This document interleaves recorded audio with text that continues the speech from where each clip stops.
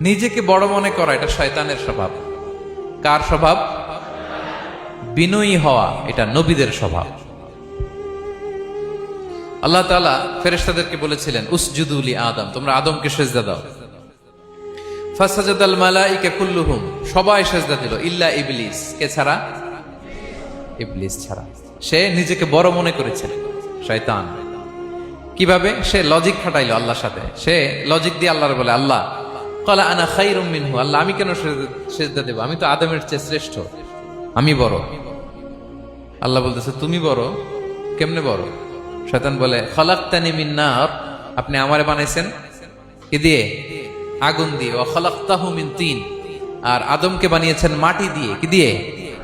মাটি দিয়ে। আগুনের ধর্ম দাউ দাউ করে উপরের দিকে কি করে?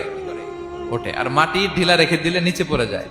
তো সে যুক্তি দিয়ে বলতেছে আল্লাহ ঊর্ধ্বগামী কোন জিনিস তো নিম্নগামী কোন জিনিসের কাছে মাথা নোয়াতে পারে? যুক্তি, মনে রাখবেন, যুক্তি সব জায়গায় খাটে।